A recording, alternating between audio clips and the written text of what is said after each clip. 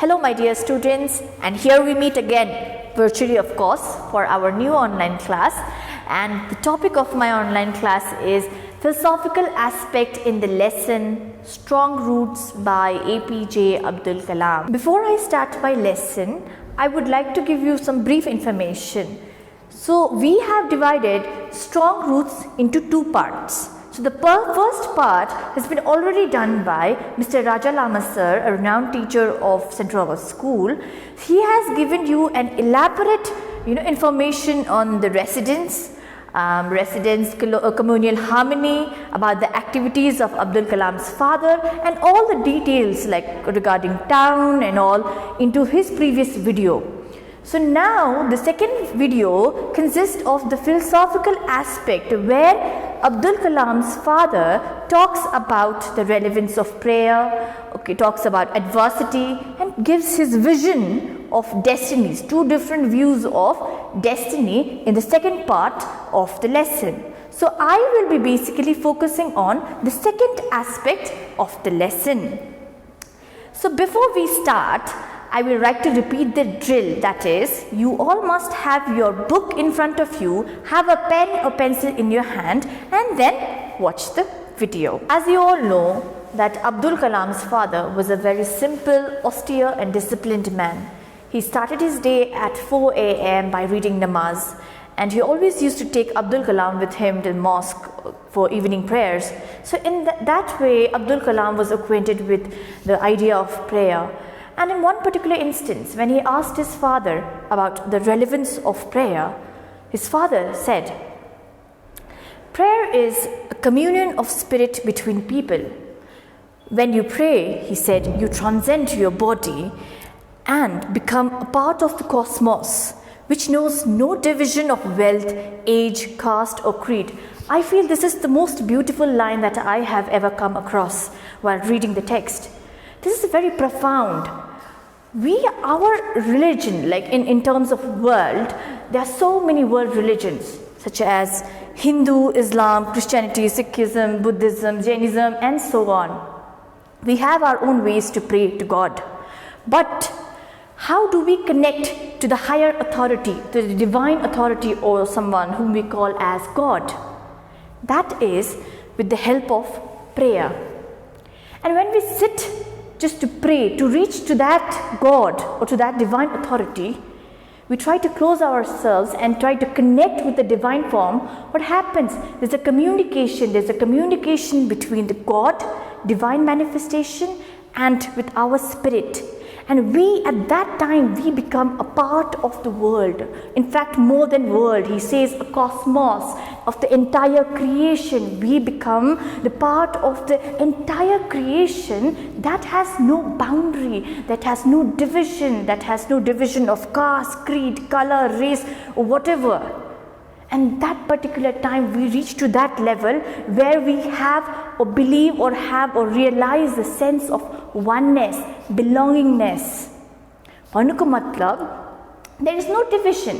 When we say division of caste, creed, religion, that is the division created by human beings.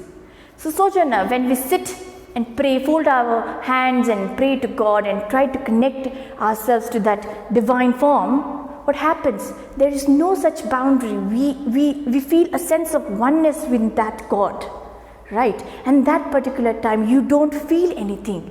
If you pray for the world, if you pray for, like, since Corona is all over and we are having a very depressing time right now, so if all the people from different community come together and pray with one motive, our objective is one, our motive is one, that is to heal the world, right? And if we collectively sit and pray, at that particular moment, when we pray to that divine God, there is no such boundary that we feel. I'm sure a person who prays will not say, let my people, people of my community only have all these things. No, right? You never have such discriminations in your head. You always have a limitless boundary. That is, there's no boundary at all, in fact. So you become a part of that huge creation and, pray to it and feel a sense of oneness. How deep it is, isn't it?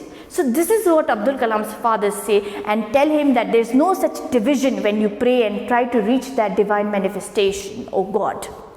And that is how it makes him feel that, okay, there is no such division, there is no narrowness, and that is how you overcome the feeling of separateness, or overcome the feeling of hatred and anger when you sit and pray. Have you seen anybody who is sat to pray getting angry?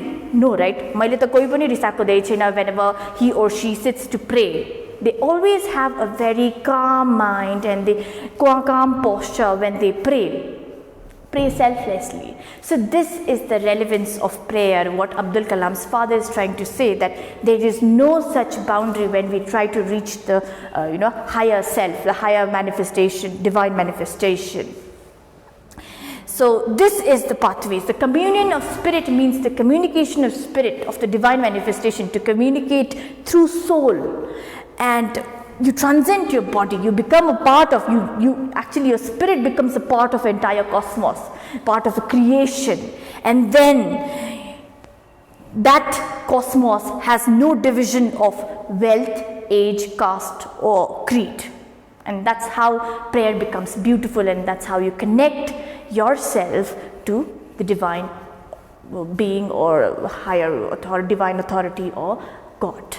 Now, after talking about the relevance of prayer, Abdul Kalam's father, Yangchen L Lepcha, talks about adversity. He says, every human being is a specific element within the whole of the manifest divine being.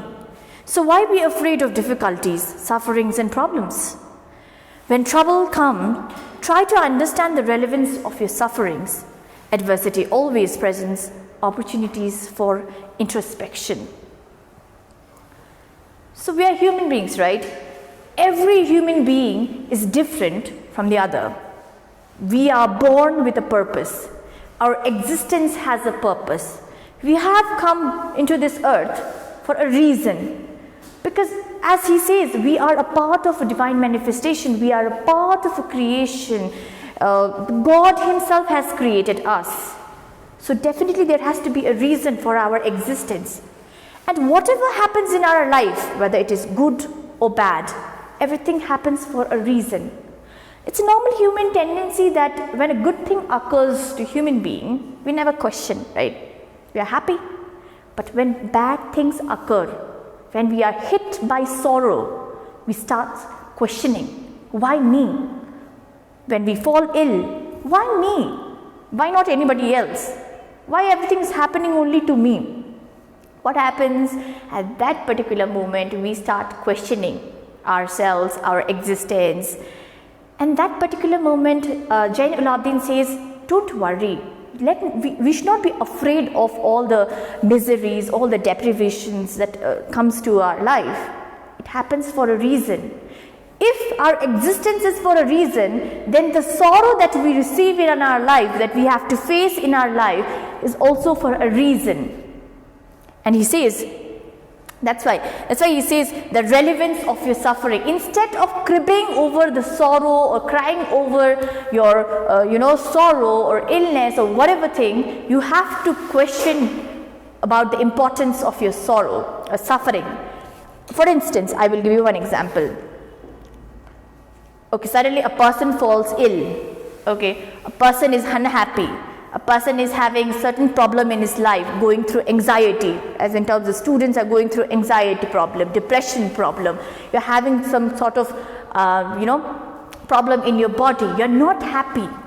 So instead of just sitting and, crying over your suffering, you have to ask yourself, why am I not happy? Why am I not being able to, satisfy myself, or why am I not happy? That is the first question you should. What is the reason for my suffering? And when you introspect, then you will get to know the reason. So apparently the reason for your depression or anxiety is because of your ill mental health, or because of your bad environment, or basically when you are ill, it has to be because of your lack of nutrients in your body. So apparently if you boil down, you will understand the reason of your suffering. सो हामीले चाहिँ जहिले पनि जब दुःख हाम्रो जिन्दगीमा परिआउँछ नि त्यति बेला instead of crying, instead of questioning, instead of getting angry over it or feeling bad or sympathetic towards self, you just have to ask yourself, why? What is the cause for this suffering? What is the root cause of this suffering? मलाई यो किन भएको छ? मलाई किन depression problem हुँदैछ? Probably because the environment in which I am living is not good. Okay, so likewise, if you are ill, you have to go and check and see a doctor. Probably you have lack of nutrients in your body. If you are not happy at home, if your family is not happy at your home, it's probably because of your studies. Maybe you are not studying well, maybe you are not scoring well. So you have to have a particular solution for that problem. If you introspect, you'll get to know, you'll have the idea and solution for your own suffering. That's why Abdul Kalam's father Yangchen L Lepcha beautifully says that adversity always presents opportunities for introspection. जब जब हामीलाई दुःख आइपर्छ त्यति बेला चाहिँ हामी बसेर चाहिँ सोच्नु पर्छ, what is the reason for this suffering? Okay, and that particular moment when you question, you will get your own solution. In this way, he beautifully tells his son, Mr. APJ Abdul Kalam, that adversity always gives you chance to introspect, to think over the particular matter. Our existence has a reason. Our living has a purpose. Our happiness and sorrow both have a reason. And that's why introspection is necessary. Whether it's good, whether it's bad, introspection, thinking over that particular matter is highly essential, is what he says. So after hearing about his father's perspective on adversity, Abdul Kalam says his father, and why don't you say this to the people who come to seek your help? And Abdul Kalam's father in turn says he cannot send away those people who come to him with much hope and faith, believing that he will drive away their sorrow. Okay, so since millennium in India or in places, this idea of superstitiousness is practiced. Okay, it's believed, they have believed in the practice of worshipping the spirits and all these things. So people generally believe that if anything bad happens to them, it's basically because of the spirits are angry at them, and therefore they have to face this kind of suffering. So they always look for a prophet or any other people to help them to drive away their sorrow. And at this particular moment, Abdul Kalam's father acts as a helper to these people, to satisfy those demonic forces and to all those souls. So that's why he says, I am, but he is like a go in between in their effort to propitiate, to appease, okay, to satisfy demonic forces with prayers and offerings. And he immediately contradicts this point, saying that this is not a correct approach at all and it should not be followed. Okay, he believes that this approach should not be practiced. Okay, and he says that one must understand the difference between a fear-ridden vision of destiny and the vision that enables us to seek the enemy of fulfillment within ourselves. Because what happens is when you tend to believe too much on spirits and all these things, what happens, the outcome of this particular belief is the fear-ridden vision of destiny. For instance, if we believe that it's basically because of spirits and all the demonic forces, what happens, we always have this fear in our mind towards our fate, because you create your own fate out of this fear. Okay, and basically you consider this your own sorrow to be a result of any spirit's anger, a particular spirit's anger. So as a result of which, what happens, you're not always happy, you're always fearful, and that's why you seek to please all these spirits and demonic forces through offerings, through all sorts of offerings, and which Abdul Kalam says that Abdul Kalam's father says that it must not be practiced. This approach should not be followed. What should be followed is that the vision, you have to have a vision that enables us to seek the enemy of fulfillment within ourselves. I'll tell you something, human beings have endless desires, okay. So the enemy of fulfillment is that we are never satisfied. The fulfillment has to be fulfilled again and again, again and again, again and again. One day you are happy, next day you are sad, third day you are not happy because you are comparing yourself with anybody else. So the desire is so endless within you, and as a result of which you are not happy. So Abdul Kalam's father, Yangchen L Lepcha, says that the enemy of fulfillment, okay, the root cause of your desire is within yourself. You have to learn, look into yourself and not go around and look for something else. Okay, and ask help to people. The solution lies within yourself. You have to introspect, you have to see within yourself and not go for seek help from anybody else, as in terms of all these, satisfying and doing all sorts of offerings and prayers and believing that the existence of demonic forces and all other spirits. What he says is, you have to look within yourself. Timile afule afai bhitramathi hernu parcha that the entire solution lies within you, and the problem that you are facing is also because of yourself. The enemy of fulfillment lies within yourself. That's why he says adversity always presents opportunities for introspection.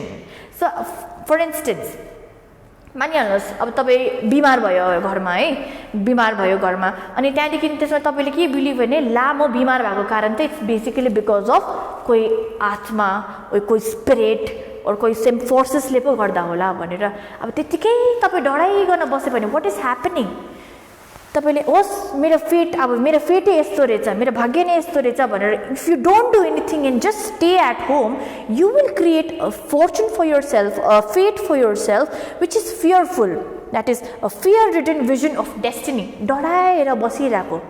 But at the other hand if you think no I am ill, म बिमार छु, what is the cause, what is the problem, what is the reason of my suffering, म किन बिमार हुँदैछु, probably because of lack of nutrients, probably because of so many other factors, probably because you had other deficiency in your body.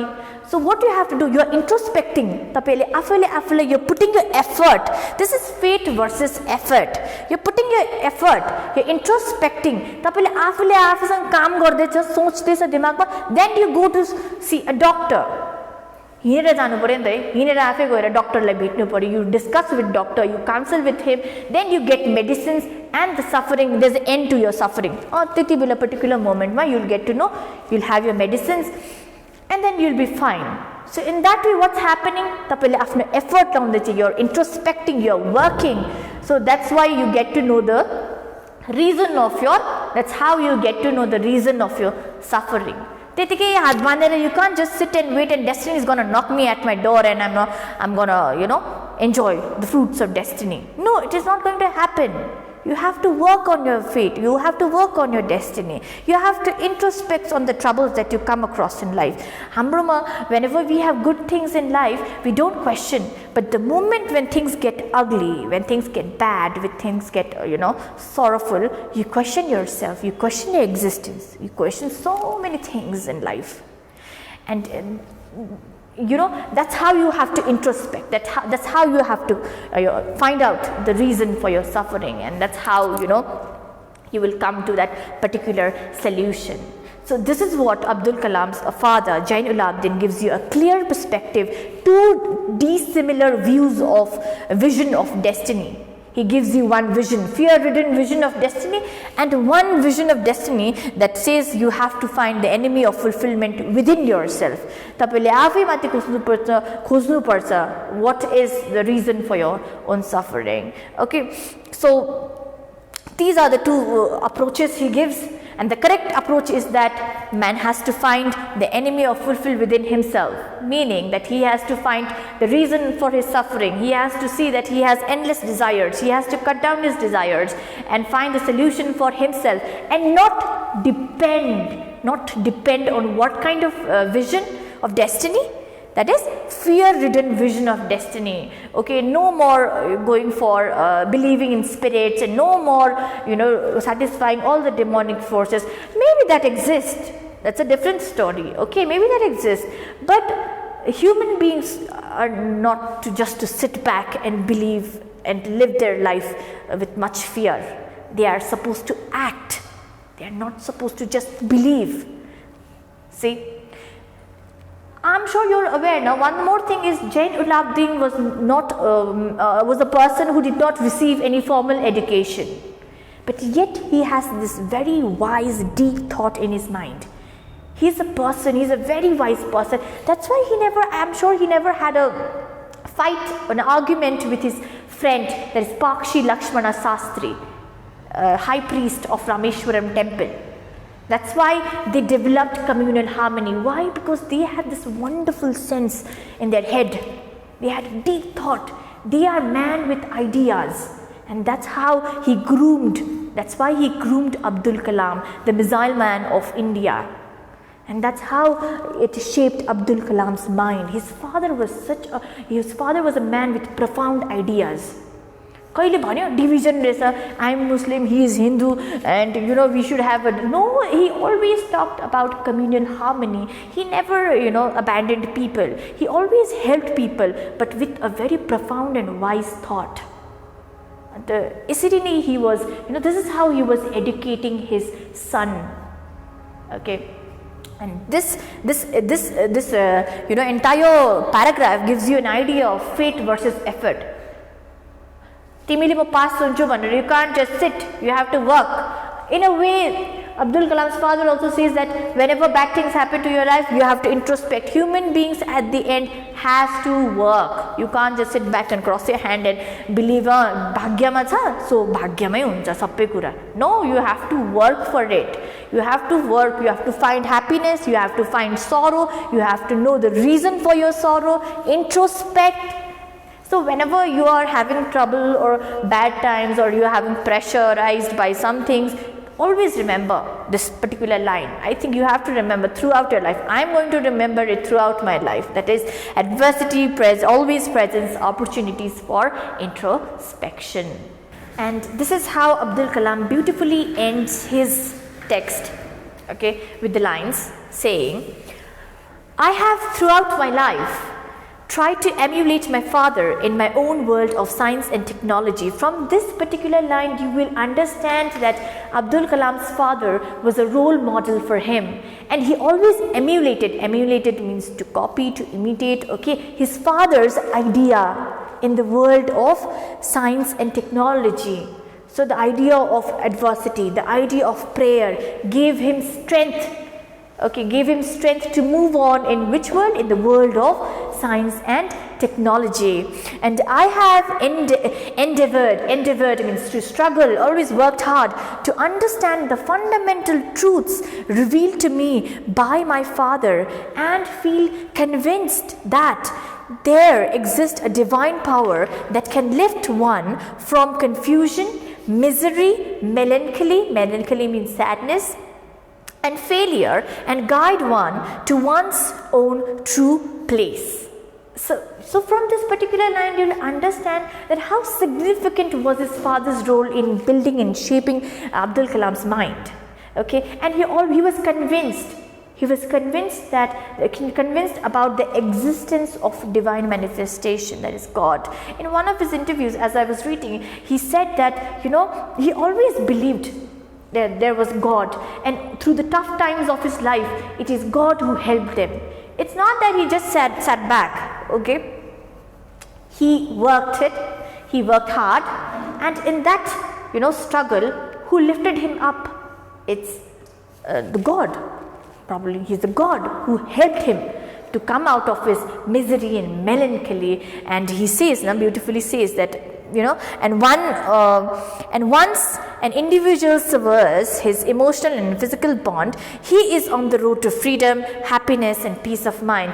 Abdul Kalam's father emotionally and physically detached himself from all the bondage, and he was more of like a visionary. He probably passed away as a bachelor, and he renunciated. He was more like a saint who renunciated from everything, from all the ties and bonds of life, and was a visionary and has a particular vision, and his work, that is the work that he has presented throughout the world, was his meditation. And that's how, led him to the pathway of happiness, success, and peace of mind. So in that way, you'll get to know this second half, or this entire text of Strong Roots, is a beautiful piece of advice from a father to a son. And from here you will understand that significant role of parents, in shaping children's or his child's life. Talking about the essence of the text, the Strong Roots, you'll get to know, you'll understand, and you'll see that the importance of parenting in Strong Roots. How important is the role of parent in shaping the child's mind? Throughout the entire text, Abdul Kalam talks about his father, his mother, the importance of their action, the ideas. At the end, the children are the replication or reflection of their parents. So it is very important for parents to groom their children. It's very important for parents to look into their action. How consciously they act in front of their children. It is very, very important. From this particular text, I get to see how a father wonderfully, advises his son. And this particular text also reminds me how in William Shakespeare's play Hamlet, that is a particular character, Polonius, advises his son, beautifully advises his son. And there's 2-3 advices, like he says his son to be true to himself, to be friendly, but to be aware of false friends, and to be kind. So these are the instructions a father and a mother or a parent together give to their children. And this is how important it is in shaping the children's mind. Education is important. No wonder education is important, but more important is parenting. Education and parenting go hand in hand. So parents must understand that whatever they speak, whatever they do, however they act, the children are watching them.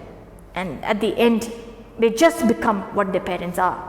So it's very important. From this particular text, you'll get to know it's very important how parenting plays a very significant role in shaping up children's mind. Effort and introspection. So Abdul Kalam's father in a way gives us a hint, an idea that effort is important, introspection is important in life. You can't just sit back and cry over your sorrows and problems. You have to introspect, you have to work on it, and you have to find the reason and the cause of your own suffering, and try to look for the enemy of fulfillment within your own self. Then adversity and prayer. As I have already mentioned to you about the relevance of prayer. Prayer is helps the communion spirit. It tries to bring the spirit between people. Talking about adversity and prayer. As I've already mentioned to you in the previous slides, the relevance of prayer, because prayer helps us to connect, to commune, with the divine manifestation and makes us a part of a world. It has no discrimination of caste, creed, anything. It helps us to be with ourselves. Then moving on to the next, education. Yes, as you all know, education is very important part in building up children's mind, or to civilize human, in short, right? And what plays a major role here is parenting. So you'll get to know good upbringing, proper teaching and conducive atmosphere plays a very, very important role in shaping future minds, in children's mind, or making us a good human being. So in short, these are the important aspects which Abdul Kalam's father, or which Abdul Kalam has highlighted in his story, in his text, that is Strong Roots. Now let's discuss question and answer. What, according to Kalam's father, does adversity present? Adversity presents an opportunity for introspection. What does Kalam's father say about the relevance of prayer? Kalam's father says that the prayer is a communion of spirit between people. This is not a correct approach at all. Who said this? The lines are said by Zainul Abidin, Abdul Kalam's father. What is the approach? Why is the approach not correct? So the approach is to drive away demonic forces, to satisfy or please demonic forces through prayers and offerings, and this approach is not correct because this approach gives, is the result of a fear-ridden destiny. This gives rise to what destiny? Fear-ridden destiny. Okay. One must understand the difference between a fear-ridden vision of destiny and the vision that enables us to seek the enemy of fulfillment within ourselves. What do you mean by a fear-ridden vision of destiny? This means a destiny or a fate created out of fear. Okay, and what is the other vision? That is, the other vision is to find out to seek or to look for the enemy of fulfillment within ourselves. That is to understand which is to be preferred. The second one is to be preferred. Why? Because we have to understand that the suffering is mainly because of the drawbacks and the flaws which human being has. Okay, so जे पनि दुःख घटना के घटेको हुन्छ त्यसको कारण चाहिँ के हो? हामी आफै कारण हो. त्यसमा हामी we only lack certain things. That's why we have to suffer. That's why he insists. Kalam's father insists to follow the second approach and not follow the previous approach that will give rise to what? Fear-ridden vision of destiny. Okay. So, in this way I would like to end my session. I hope you understood and stay motivated, study well. Your board exams are approaching. It's probably in April, so you have 2 months left in your hand. So study well and stay sane, stay motivated, and see you in the next class. Thank you so much.